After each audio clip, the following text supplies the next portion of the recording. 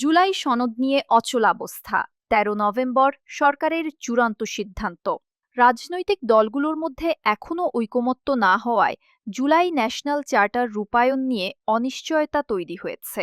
সরকার জানিয়েছে, যদি দলগুলো ১৩ নভেম্বরের মধ্যে সমঝোতায় পৌঁছাতে না পারে, তবে সরকার নিজস্ব সিদ্ধান্ত ঘোষণা করবে। আমরা প্রতিশোধের রাজনীতি করি না।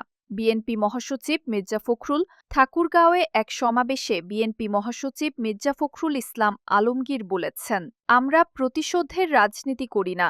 আওয়ামী লীগের বিরুদ্ধে দায়ের করা মামলাগুলোও রাজনৈতিক প্রতিহিংসা হিসেবে নয়, ন্যায় বিচারের ভিত্তিতেই বিচার চাই। তিনি আরও বলেন, নির্বাচন বিলম্বিত হলে বাংলাদেশ একটি ব্যর্থ রাষ্ট্রের পথে এগোবে। বিএনপি চায় নির্বাচন যেন জনগণের ভোটে এবং নিরপেক্ষ তত্ত্বাবধানে অনুষ্ঠিত হয়। গণভোটের দাবিতে জামায়াত ও মিত্রদলগুলোর রাজধানীতে র্যালি।